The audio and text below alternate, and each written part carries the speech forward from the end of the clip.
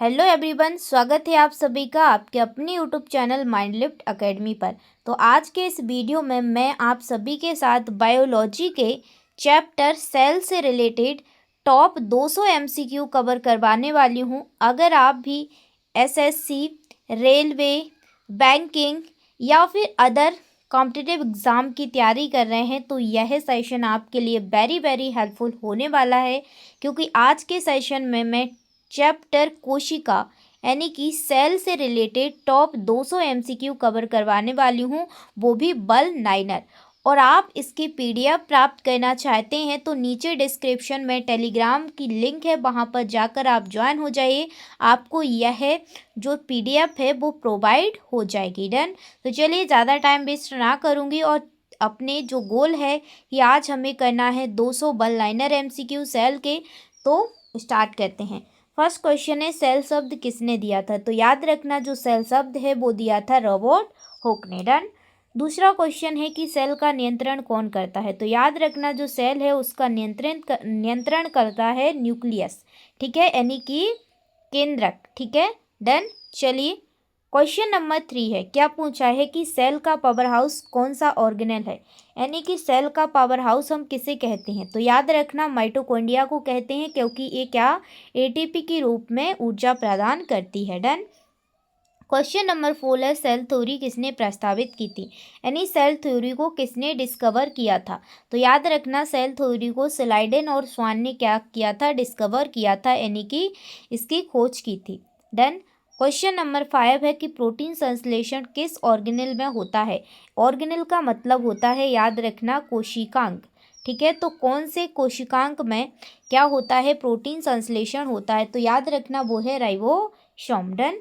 Question number 6 है, पाचन enzyme किस में पाए जाते हैं? ठीक है, तो डाइजेस्टिव एंजाइम है वो किस में प्रेजेंट होते हैं? तो याद रखना वो है लाइसोसोम। डन। क्वेश्चन नंबर है 7, प्लांट सेल को कठोरता और आकार कौन देता है? तो याद रखना जो प्लांट सेल है उसको कठोरता और आकार कौन देता है? तो उसके बाहर जो सेल वॉल होती है, ठीक है, वो उसे क्या देता है? कठोरता देता है। डन। क्वेश्चन नंबर 8 है, साइटोप्लाज्म का तरल भाग क्या कहलाता है? जो साइटोप्लाज्म होता है उसका जो लिक्विड पार्ट होता है उसे क्या कहते हैं? तो याद रखना उसको कहते हैं साइटोसॉल। क्या कहते हैं? साइटोसॉल। डन। अगर सेशन पसंद आए तो ज़रूर अपने फ्रेंड्स के साथ सेशन को शेयर कर देना।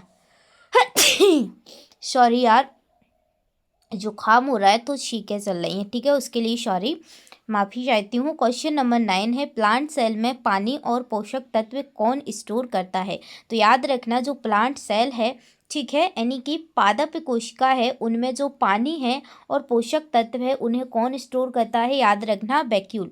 डन। क्वेश्चन नंबर 10 है, डीएनए किस में मौजूद होते हैं? यानी कि जो हमारे डीएनए होते हैं वो किस में प्रेजेंट होते हैं? तो याद रखना वो होते हैं केंद्रक, यानी कि न्यूक्लियस, ठीक है, जिसे हम केंद्रक बोलते हैं। डन। क्वेश्चन नंबर है 11, प्रोटीन और लिपिड निर्माण कौन करता है? तो याद रखना प्रोटीन और लिपिड का निर्माण करते हैं endoplasmic reticulum. Endoplasmic reticulum 2 type के होते हैं, एक होता है रफ एंडोप्लाज्मिक रेटिकुलम और एक होता है स्मूथ एंडोप्लाज्मिक रेटिकुलम, ठीक है, याद रखना। क्वेश्चन नंबर है 12, प्रोटीन की पैकेजिंग और वितरण कौन करता है?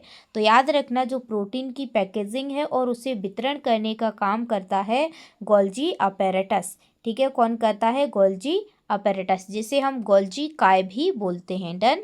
चलिए आगे बढ़ते हैं। क्वेश्चन नंबर है 13, सेल को अलग और सुरक्षित रखने वाला भाग कौन है?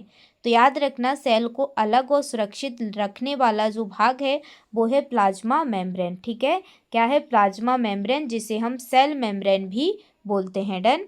क्वेश्चन नंबर है 14, प्रकाश संश्लेषण कौन करता है? पौधों में, ठीक है, पादपों में, पादपों में आ सकता है या पौधों में आ सकता है कि प्रकाश संश्लेषण कौन करता है? तो याद रखना वो करता है क्लोरोप्लास्ट। डन। क्वेश्चन नंबर है 15, क्या पूछा है? सेलुलर श्वसन और ऊर्जा उत्पादन कौन करता है? तो याद रखना सेलुलर श्वसन और ऊर्जा उत्पादन कौन करता है? तो याद रखना वो करता है mitochondria. Done. Sorry. Question number है 16, कोशिका की सबसे छोटी इकाई क्या है? तो याद रखना जीवन की, सॉरी जीवन की, कोशिका की नहीं, जीवन की सबसे छोटी इकाई है वो है सेल, ठीक है, कोशिका। क्वेश्चन नंबर है 17, अर्धपारगम झिल्ली कौन सी है? तो याद रखना अर्धपारगम झिल्ली हम प्लाज्मा मेम्ब्रेन यानी कि सेल मेम्ब्रेन को ही बोलते हैं। डन। क्वेश्चन नंबर है 18 के ऑर्गेनेल कहाँ पाए जाते हैं? ऑर्गेनेल का मतलब होता है कोशिकांग। ठीक है, कोशिकांग कहाँ पाए जाते हैं? तो याद रखना वो पाए जाते हैं सेल के अंदर जो साइटोप्लाज्म भरा होता है उसी में घूमते रहते हैं, डोलते रहते हैं, बाकायदा जलवा है उनका। क्वेश्चन नंबर 19 है राइबोसोम निर्माण में कौन मदद करता है? तो याद रखना जो राइबोसोम निर्माण है उसमें कौन मदद करता है? न्यूक्लियोलस। न्यूक्लियस नहीं, न्यूक्लियोलस, जो न्यूक्लियस के अंदर प्रेजेंट होता है। क्वेश्चन नंबर है 20, सभी जीवों की आधारभूत इकाई क्या है? तो याद रखना सभी जीवों की जो आधारभूत इकाई है वो भी शैल है। ठीक है, आधार मतलब जिससे हम बनते हैं। ठीक है, जैसे मकान की नींव होती है, ठीक है, वैसे ही। अगर सेशन पसंद आए तो ज़रूर चैनल को सब्सक्राइब करना और किस टॉपिक से आपको एमसीक्यू चाहिए एनसीईआरटी बेस्ड धमाकेदार कमेंट सेक्शन में बता दीजिए। मैं आपके साथ हूँ। अगर आप किसी भी कॉम्पिटिटिव एग्ज़ाम की तैयारी कर रहे हैं तो मैं आप सभी के साथ साझा करूंगी साइंस के most important MCQ. Done. Question number है 21, न्यूक्लियस का मुख्य कार्य क्या है? तो याद रखना जो न्यूक्लियस है उसका मुख्य काम होता है, ठीक है, राइबोसोम का निर्माण करना। डन। क्वेश्चन नंबर है 22, क्या पूछा है? साइटोप्लाज्म किससे भरा होता है? तो याद रखना जो साइटोप्लाज्म है वो साइटोसॉल से भरा होता है। डन। क्वेश्चन नंबर है 23, माइटोकॉन्ड्रिया की अंदरूनी झिल्ली क्या कहलाती है? यानी माइटोकॉन्ड्रिया के अंदर जो अंतर की परत है उसे क्या कहते हैं? तो याद रखना उसे हम कहते हैं किस्टे। ठीक है, किस्टी। क्वेश्चन नंबर है 24, क्लोरोप्लास्ट में कौन सा रंग द्रव्य पाया जाता है? तो याद रखना क्लोरोप्लास्ट में कौन सा रंग द्रव्य पाया जाता है? क्लोरोफिल पाया जाता है, जिसकी वजह से पौधों की जो पत्तियां हैं वो कैसी होती हैं? हरी हरी होती हैं। डन। सॉरी, शोर हो रहा हो। क्वेश्चन नंबर है 25, लाइसोसोम किस प्रकार के सेल में ज़्यादा पाए जाते हैं? तो याद रखना जो लाइसोसोम है वो एनिमल सेल में ज़्यादा पाए जाते हैं, यानी कि हम में। ठीक है। क्वेश्चन नंबर है 26, सेल वॉल मुख्य रूप से किससे बनी होती है? तो याद रखना जो सेल वॉल है वो मुख्य रूप से किससे बनी होती है? तो याद रखना वो बनी होती है सेल्यूलोज से। डन। क्वेश्चन नंबर है 27, राइबोसोम किस प्रकार के सेल में पाए जाते हैं? तो याद रखना जो राइबोसोम है वो प्लांट सेल यानी पादपों में भी और एनिमल सेल यानी जंतुओं में भी पाए जाते हैं। ठीक है, तो दोनों में कॉमन होते हैं। क्वेश्चन नंबर है 28, प्लाज्मा मेम्ब्रेन किस प्रकार की झिल्ली है? तो याद रखना प्लाज्मा मेम्ब्रेन अर्धपारगम में झिल्ली है, क्योंकि ये अच्छे अच्छे पदार्थों को भीतर भेजती है और बुरे बुरे पदार्थों को एंटर नहीं करने देती। ठीक है। क्वेश्चन नंबर है 29, सेल थ्योरी के अनुसार सभी सेल किससे बनते हैं? तो याद रखना सेल थ्योरी के अनुसार सभी सेल पहले से मौजूद सेल से ही बनते हैं। डन। क्वेश्चन नंबर है 30, माइटोकॉन्ड्रिया में ऊर्जा उत्पादन किस रूप में होता है? तो याद रखना माइटोकॉन्ड्रिया में ऊर्जा उत्पादन है वो एटीपी के रूप में होता है, और एटीपी का फुल फॉर्म की बात की जाए क्या है? तो याद रखना वो है एडिनोसिन ट्राईफॉस्फेट। डन। अगर हमारे आज क्वेश्चन 200 नहीं होंगे तो हम नेक्स्ट सेशन में करेंगे। ठीक है, उम्मीद करूंगी कि आप लोग प्यार और सपोर्ट दीजिए तो एक ही वीडियो में पूरे कंप्लीट कर दूंगी। ठीक है। क्वेश्चन नंबर है 31, एंडोप्लाज्मिक रेटिकुलम के दो प्रकार कौन से हैं? तो याद रखना एंडोप्लाज्मिक रेटिकुलम के दो प्रकार हैं, स्मूथ और रफ। ठीक है। क्वेश्चन नंबर 32 है, गोल्जी apparatus मुख्य रूप से किसका निर्माण करता है? तो याद रखना जो गोल्जी apparatus है वो मुख्य रूप से लाइसोसोम और प्रोटीन पैकेजिंग का काम करता है। ठीक है, लाइसोसोम और प्रोटीन पैकेजिंग का काम करता है। डन। क्वेश्चन नंबर है 33, वैक्यूल का मुख्य कार्य क्या है? जो वैक्यूल होती है उसका मुख्य कार्य क्या है? तो याद रखना पानी, खनिज और अपशिष्ट का संग्रहण करना। ठीक है, वो अपने अंदर जमा करती है। क्वेश्चन नंबर है 34, न्यूक्लियस की झिल्ली क्या कहलाती है? तो याद रखना जो न्यूक्लियस की झिल्ली है उसे हम न्यूक्लियर मेम्ब्रेन बोलते हैं। डन। क्वेश्चन नंबर है 35, क्लोरोप्लास्ट में ऊर्जा उत्पादन का मुख्य रूप क्या है? तो याद रखना क्लोरोप्लास्ट में ऊर्जा उत्पादन का मुख्य रूप है प्रकाश संश्लेषण। डन। क्वेश्चन नंबर है 36, क्या पूछा है? एनिमल सेल और प्लांट सेल में मुख्य अंतर क्या है? तो याद रखना एनिमल सेल और प्लांट सेल में जो मुख्य अंतर होता है वो होता है कि प्लांट सेल में सेल वॉल और क्लोरोप्लास्ट होते हैं, जबकि एनिमल सेल में नहीं होते हैं। ठीक है, याद रखना। क्वेश्चन नंबर है 37, साइटोप्लाज्म का मुख्य कार्य क्या है? तो याद रखना साइटोप्लाज्म है उसका मुख्य कार्य होता है ऑर्गेनेल का समर्थन और परिवहन करना, ठीक है, जिससे कि वो आपस में लड़े झुके नहीं, इसलिए साइटोप्लाज्म भरा रहता है कि भाई साहब दूर दूर रहो, ठीक है। क्वेश्चन नंबर है 38, राइबोसोम का आकार कैसा होता है? तो याद रखना राइबोसोम का आकार होता है छोटा और गोल। क्वेश्चन नंबर है 39, क्या पूछा है? लाइसोसोम में पाचन किस प्रकार होता है? तो याद रखना लाइसोसोम है उसमें पाचन होता है एंजाइम के द्वारा, ठीक है, किसके द्वारा होता है? एंजाइम के द्वारा। क्वेश्चन नंबर है 40 कि न्यूक्लियस में किसे जीवन का नियंत्रण कहा जाता है? तो याद रखना जो डीएनए है उसे जीवन का नियंत्रण बोलते हैं। डन। चलिए आगे बढ़ते हैं। अब हमारे 50 क्वेश्चन आने वाले हैं, तो जल्दी से हिट लाइक बटन दबा दो, ठीक है, जिसे यार तुम लोग भी सपोर्ट करो। देखिए मेरे पास इतना स्कोप इतना वो नहीं है, मेरे पास नॉलेज बहुत है बट मेरे पास सोर्स नहीं है कि मैं आप तक अच्छे से एजुकेशन डिलीवर कर सकूं। अगर आप सभी लोग प्यार सपोर्ट शेयर बनाए रखिए तो ज़रूर वो दिन आएगा कि आपके सामने एक अच्छे से बोर्ड के सामने धमाकेदार सेशन आपके साथ प्रोवाइड करूँगी। बट अभी मैं मजबूर हूँ पीडीएफ के फॉर्म में ही आप तक जितना भी कंटेंट प्रोवाइड कर सकती हूँ फ्री ऑफ कॉस्ट करूँगी।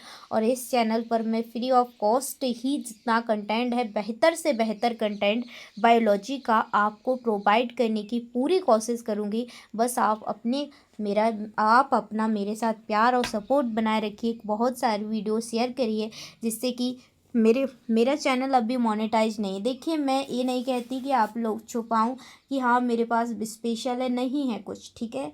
हाँ इतना है कि मेरे पास नॉलेज है, किताबों को कीड़ा बनकर मैंने पढ़ा है, ठीक है, डीपली पढ़ा है, तो आप सभी के साथ मैं शेयर कर रही हूँ। तो बस इतना ही कहूँगी कि आप लोग प्यार और सपोर्ट बनाए रखिए। मैं आप सभी लोगों को बेहतर से बेहतर कंटेंट प्रोवाइड करने की पूरी कोशिश करूँगी। डन। तो चलिए क्वेश्चन नंबर 41 है, न्यूक्लियस में कौन सा घटक आरएनए का निर्माण करता है? तो याद रखना वो है न्यूक्लियोलस। किसी भी क्वेश्चन में कोई भी डाउट होता है कमेंट सेक्शन में पूछ सकते हैं। देखिए मैं हर एक क्वेश्चन को डीपली यहाँ एक्सप्लेन भी कर सकती हूँ, लेकिन मैं क्या है मेरे पास कोई ऐसे डिजिटल पेन नहीं है और मेरे पास सिर्फ मोबाइल है, यहाँ तक कि लैपटॉप या टैबलेट भी नहीं है, तो मैं फिंगर से टाइप करती हूँ, ठीक है। ऐसे देखिए फिंगर से टाइप करती हूँ तो सही नहीं लिखता। मान लीजिए मैं यहाँ पर देखिए आपको कुछ समझाऊँ कि मान लीजिए कि सेल, देखिए ऐसे लिख रही हूँ सेल, ठीक है, थ्योरी लिख रही हूँ, तो मतलब फिंगर से नहीं होता, वो अच्छे से लिखता नहीं है, तो मजबूरी है मेरी आप लोग प्यार और सपोर्ट बनाइए आप लोगों के साथ। अगर आपका प्यार और सपोर्ट रहा, देखिए आप लोग ही चाह सकते हैं तो आप वीडियो को शेयर करके इतना शेयर कर सकते हैं कि मैं भी आप लोगों के साथ एक अच्छे, ठीक है, ग्रुप में खड़े होके आप तक पढ़ाने की पूरी कोशिश करूं। तो आप लोग देख लीजिए, ठीक है, प्यार बनाएं सपोर्ट बनाएं। क्वेश्चन नंबर 41 है, चलिए ज़्यादा टाइम वेस्ट ना करूंगी। न्यूक्लियो क्या पूछा है कि न्यूक्लियोलस में कौन सा घटक आरएनए का निर्माण करता है? तो याद रखना वो है न्यूक्लियोलस। देन क्वेश्चन नंबर है 42, माइटोकॉन्ड्रिया में डीएनए क्यों पाया जाता है? तो याद रखना माइटोकॉन्ड्रिया में डीएनए इसलिए पाया जाता है क्योंकि वह अपने प्रोटीन और एंजाइम बनाने के लिए वह अपने खुद के प्रोटीन और एंजाइम बना सके। डन। क्वेश्चन नंबर है 43, स्मूथ एंडोप्लाज्मिक रेटिकुलम का मुख्य कार्य क्या है? तो याद रखना उसका मुख्य कार्य होता है लिपिड और हार्मोन का निर्माण करना। डन। क्वेश्चन नंबर 44 है, रफ एंडोप्लाज्मिक रेटिकुलम पर क्या पाया जाता है? तो याद रखना जो रफ एंडोप्लाज्मिक रेटिकुलम है उस पर इस टाइप के छोटे छोटे राइबोसोम पाए जाते हैं। डन। क्वेश्चन नंबर है 45, गोल्जी अपैरेटस कोशिका में मुख्य रूप से क्या करता है? तो याद रखना जो गोल्जी बॉडी है, गोल्जिकाय है, वो मुख्य रूप से कोशिका में कार्य करता है प्रोटीन का संशोधन और पैकेजिंग, ठीक है, प्रोटीन का संशोधन करता है, ठीक है, और पैकेजिंग करता है। क्वेश्चन नंबर है क्वेश्चन नंबर है 46, क्या पूछा है कि प्लांट सेल का मुख्य ठोस हिस्सा क्या है? तो याद रखना प्लांट सेल का जो मुख्य ठोस हिस्सा है वो है सेल वॉल, जो बाहर की तरफ होती है। क्वेश्चन नंबर है 47, क्लोरोप्लास्ट में कौन सी प्रक्रिया सूर्य की ऊर्जा का उपयोग करती है? तो याद रखना वो है प्रकाश संश्लेषण। डन। क्वेश्चन नंबर है 48, कोशिका झिल्ली किन पदार्थों को नियंत्रित करती है?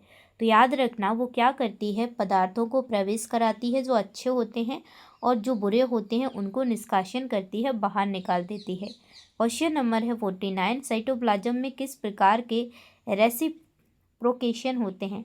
तो याद रखना जो साइटोप्लाज्म है उसमें ऑर्गेनेल और पोषक तत्वों का परिवहन। डन। तो करेक्ट आंसर है ऑर्गेनेल और यानी कोशिकांग और पोषक तत्वों का परिवहन। डन। क्वेश्चन नंबर है 50, न्यूक्लियस किसकी सुरक्षा करता है? तो याद रखना जो न्यूक्लियस है वो डीएनए और कोशिका के निर्देश, ठीक है, उनकी सुरक्षा करता है। क्वेश्चन नंबर 51 है, राइबोसोम किसके बिना काम नहीं कर सकता? तो याद रखना जो राइबोसोम है वो एमआरएनए के बिना काम नहीं कर सकता।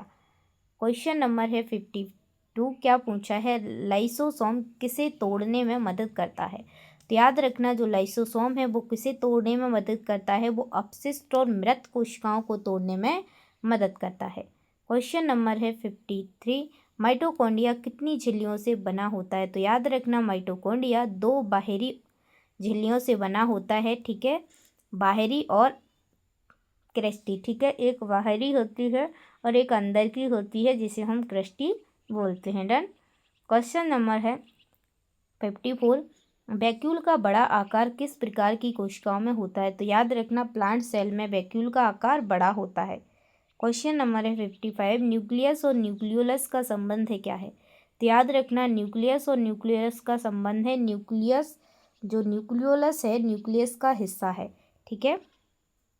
क्वेश्चन नंबर है 56, क्लोरोप्लास्ट में कौन सा रक्त द्रव्य प्रकाश को अवशोषित करता है? तो याद रखना वो है क्लोरोफिल।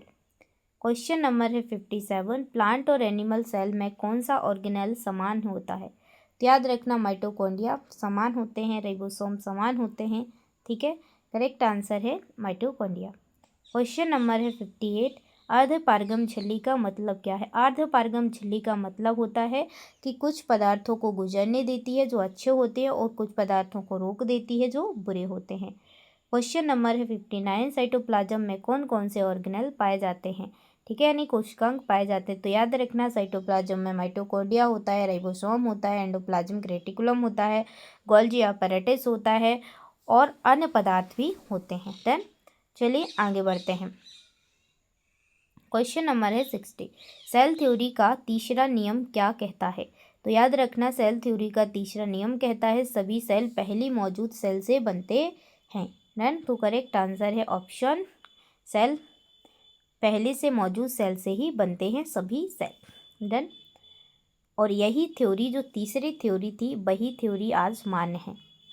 क्वेश्चन नंबर है 61, न्यूक्लियस की झिल्ली कितनी परतों से बनी होती है? तो याद रखना 2 परतों से बनी होती, अंदरूनी और बाहरी परत। क्वेश्चन नंबर है 62, न्यूक्लियोलस का मुख्य रंग कैसा दिखाई देता है? तो याद रखना वो दिखाई देता है घनी और गहरी संरचना वाला, घनी होती है ऐसे घनी। डन। क्वेश्चन नंबर है 62 माइटोकॉन्ड्रिया की झिल्ली का मुख्य काम क्या है? तो याद रखना माइटोकॉन्ड्रिया की झिल्ली का मुख्य काम होता है एटीपी निर्माण के लिए एंजाइम गतिविधि। डन। क्वेश्चन नंबर है 64, रफ एंडोप्लाज्मिक रेटिकुलम और स्मूथ एंडोप्लाज्मिक रेटिकुलम में क्या अंतर है? तो याद रखना रफ एंडोप्लाज्मिक रेटिकुलम और स्मूथ एंडोप्लाज्मिक रेटिकुलम में अंतर होता है, रफ पर राइबोसोम होते हैं, स्मूथ पर नहीं होते हैं। क्वेश्चन नंबर है 65, गोल्जी apparatus में वेसिकल्स का क्या काम होता है? तो याद रखना गोल्जी apparatus में जो वेसिकल्स हैं उसका कार्य होता है पदार्थों का परिवहन और स्टोरेज कराना। डन। क्वेश्चन नंबर है 66, वैक्यूल प्लांट सेल में क्यों बड़ा होता है? इसलिए बड़ा होता है प्लांट सेल में ताकि पानी और पोषक तत्व स्टोर करने के लिए, ताकि ज़्यादा हो सके। हम लोग तो खा लेते हैं, पौधों को तो स्टोर करना होता है, ठीक है ना। क्वेश्चन नंबर 66 है, प्लाज्मा मेम्ब्रेन किस प्रकार की संरचना है? तो याद रखना जो प्लाज्मा मेम्ब्रेन है वो किस प्रकार की संरचना है, लिपिड और प्रोटीन से बनी फ्लूइड मोज़ेक, ठीक है। डन। फ्लूइड मोज़ेक क्यों कहते हैं? क्योंकि उसके अंदर साइटोप्लाज्म होता है। क्वेश्चन नंबर 68 है, क्लोरोप्लास्ट में कौन सी 2 झिल्लियाँ होती हैं? तो याद रखना बाहरी और, ठीक है, क्लोरोप्लास्ट में बाहरी और थाइलाकोइड अंदर की झिल्ली होती है। डन। क्वेश्चन नंबर है 69, लाइसोसोम का आकार कैसा होता है? तो याद रखना गोल होता है और छोटा। क्वेश्चन नंबर है 70, राइबोसोम किस प्रकार की प्रोटीन संश्लेषण करता है? तो याद रखना सेलुलर प्रोटीन। क्वेश्चन नंबर है 71, न्यूक्लियस में किस प्रकार के आरएनए का निर्माण होता है। तो याद रखना न्यूक्लियस में आरएनए और एमआरएनए का निर्माण होता है। क्वेश्चन नंबर है 72, साइटोप्लाज्म में क्यों गति रहती है। साइटोप्लाज्म में याद रखना इसलिए गति रहती है क्योंकि जिसके कारण ऑर्गेनेल घूमते रहते हैं। ठीक है, डन। चलिए क्वेश्चन नंबर है 73, माइटोकॉन्ड्रिया का आंतरिक द्रव्य क्या कहलाता है। तो माइटोकॉन्ड्रिया के अंदर जो आंतरिक द्रव्य होता है उसे मैट्रिक्स बोलते हैं। क्वेश्चन नंबर है 74, गोल्जी अपैरेटस और एंडोप्लाज्मिक रेटिकुलम का संबंध है क्या है। तो याद रखना उसका संबंध होता है ईआर से आने वाले प्रोटीन का संशोधन और पैकेजिंग करना। संशोधन भी करता है और पैकेजिंग। क्वेश्चन नंबर है 75, प्लांट सेल और एनिमल सेल में कौन सा ऑर्गेनेल अनबार है। तो याद रखना प्लांट सेल और एनिमल सेल में कौन सा सेल अनबार है। तो याद रखना कौन सा ऑर्गेनेल यानी कि अंदर है जो उसके कोशिकांग कौन सा अनबार है। तो याद रखना न्यूक्लियस और माइटोकॉन्ड्रिया ज़्यादा अनबार है। डन। क्वेश्चन नंबर है 76, क्लोरोप्लास्ट में एटीपी उत्पादन किस प्रक्रिया से होता है। तो याद रखना प्रकाश संश्लेषण से। क्वेश्चन नंबर 77 है, साइटोप्लाज्म की स्थिरता क्यों ज़रूरी है। याद रखना साइटोप्लाज्म की स्थिरता इसलिए ज़रूरी है क्योंकि ऑर्गेनेल सही जगह पर रहें और कार्य करें और आपस में लड़े भिड़े नहीं। ठीक है, मुखिया है आज जुकाम हो रहा है। 78, राइबोसोम किन दो चीज़ों से बने होते हैं। तो याद रखना राइबोसोम आरएनए और प्रोटीन से बने होते हैं। क्वेश्चन नंबर 79 है, न्यूक्लियस की संरचना किस प्रकार की होती है। तो याद रखना न्यूक्लियस की संरचना है वो केंद्रक में न्यूक्लियोलस और न्यूक्लियर मेम्ब्रेन। ठीक है, देन तो न्यूक्लियस की संरचना किस प्रकार की होती है। केंद्रक में न्यूक्लियोलस और न्यूक्लियर मेम्ब्रेन। क्वेश्चन नंबर है 80, सेल वॉल किसको अतिरिक्त मजबूती देती है। तो याद रखना प्लांट सेल को, क्योंकि प्लांट सेल में ही सेल वॉल होती है। क्वेश्चन नंबर है 81, क्या पूछा है, न्यूक्लियस की मुख्य भूमिका क्या है। तो याद रखना सेल की गतिविधियों को नियंत्रित करना। क्वेश्चन नंबर है 82, माइटोकॉन्ड्रिया का आकार कैसा होता है। तो याद रखना अंडाकार और लंबा। क्वेश्चन नंबर 83 है, स्मूथ एंडोप्लाज्मिक रेटिकुलम में कौन सा संश्लेषण होता है। तो याद रखना वो होता है लिपिड और हार्मोन का। क्वेश्चन नंबर 84 है, एंडोप्लाज्मिक रेटिकुलम किसके साथ जुड़ा होता है। तो याद रखना वो न्यूक्लियस के बाहर की झिल्ली के साथ। डन। क्वेश्चन नंबर है, आपने देखा होगा न्यूक्लियस के पास ही इस प्रकार से पाया जाता है एंडोप्लाज्मिक रेटिकुलम। क्वेश्चन नंबर है नेक्स्ट, गोल्जी अपैरेटस में वेसिकल्स का मुख्य काम क्या है। तो याद रखना प्रोटीन और पदार्थों का परिवहन करना। अब तो चैनल को सब्सक्राइब कर दो और वीडियो को लाइक कर दो। तो आज की क्लास में हम 100 MCQ ही कवर करेंगे। ठीक है, और पार्ट 2 में हम 100 MCQ और कवर करेंगे। अगर सेशन पसंद आया है, आपको पार्ट 2 चाहिए बचे हुई 100 MCQ का, तो कमेंट कर दीजिए तभी वीडियो आएगा। अगर आपको पसंद नहीं आएगा वीडियो तो क्यों मेहनत करूँगी मैं यार। तो क्वेश्चन नंबर 86 है, वैक्यूल किसे स्टोर करता है। तो याद रखना पानी, पोषक तत्व और अपशिष्ट पदार्थों को। क्वेश्चन नंबर है 87, प्लाज्मा मेम्ब्रेन किसे नियंत्रित करती है। तो याद रखना पदार्थों का प्रवेश और उसे निष्कासन करना, देख देख के, छाटा बीना करके। क्वेश्चन नंबर है 88, क्लोरोप्लास्ट में कौन सा रंग द्रव्य सूर्य की रोशनी अवशोषित करता है। तो याद रखना वो है क्लोरोफिल। क्वेश्चन नंबर है 89, लाइसोसोम किसे तोड़ने में मदद करता है। तो याद रखना वो मृत कोशिकाओं और अपशिष्ट पदार्थों को। क्वेश्चन नंबर है 90, साइटोसोल में किसकी गति होती है। तो याद रखना ऑर्गेनेल और पोषक तत्व की। क्वेश्चन नंबर है 91, न्यूक्लियस किसे बनाता है। तो याद रखना राइबोसोम को बनाता है। क्वेश्चन नंबर है 92, माइटोकॉन्ड्रिया में एटीपी निर्माण किससे होता है। तो याद रखना ऑक्सीजन और ग्लूकोज से। क्वेश्चन नंबर है 93, राइबोसोम किसका निर्माण करता है। तो याद रखना वो करता है प्रोटीन का। क्वेश्चन नंबर है 94, प्रोटीन प्लांट सेल की मजबूत दीवार किससे बनी होती है। तो याद रखना वो बनी होती है सेल्यूलोज से।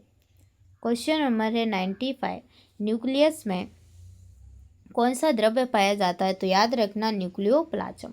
क्वेश्चन नंबर है 96, क्लोरोप्लास्ट में थायरोक्वाइड किस काम आता है। तो याद रखना वो आता है प्रकाश संश्लेषण के लिए। क्वेश्चन नंबर है 97, गोल्जी अपैरेटस का मुख्य कार्य क्या है। प्रोटीन पैकेजिंग और वितरण करना, रिपीटेड क्वेश्चन है। क्वेश्चन नंबर 98 है, माइटोकॉन्ड्रिया की किस्टी किस नाम से आती है? तो याद रखना एटीपी उत्पादन बढ़ाने के लिए काम आती है। क्वेश्चन नंबर है 99, न्यूक्लियस का बाहरी आवरण क्या कहलाता है? तो याद रखना न्यूक्लियस का बाहरी आवरण कहलाता है न्यूक्लियर मेम्ब्रेन। क्वेश्चन नंबर 100 है, सेल थ्योरी के अनुसार सभी जैव किससे बनते हैं? तो याद रखना पहले से मौजूद सेल से। तो पार्ट 1 हुआ हमारा ख़त्म, जिसमें हमने 100 क्वेश्चन कवर किए। अब हमारा जो सेल का पार्ट बचा है वो बचा है सेल डिवीज़न, और इससे क्वेश्चन ज़रूर आपको देखने को मिलता है किसी न किसी कॉम्पिटिटिव एग्ज़ाम में। तो बचे हुए सेल डिवीज़न के क्वेश्चन हम कवर करेंगे पार्ट नंबर 2 में।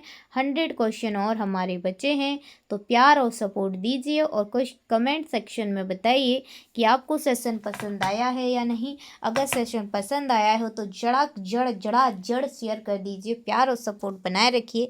मैं भी कभी आपके सामने एक बोर्ड के सामने खड़ी हूँ, मेरे पास देखिए स्कोप नहीं है, लेकिन मैंने किताबों में कीड़ा बन के जो पढ़ा है, मैं कोशिश कर रही हूँ कि आप तक उसको शेयर करूँ। मेरी जर्नी क्या रही है वो मैं बाद में बताऊँगी, लेकिन मैं आपके साथ अपने ज्ञान को साझा करना चाहती हूँ, ठीक है? तो प्यार और सपोर्ट बनाए रखिए। वादा करती हूँ आपके साथ बेहतरीन कंटेंट शेयर करूँगी, बस आप लोग अपना प्यार और सपोर्ट बनाए। Bye bye, take care.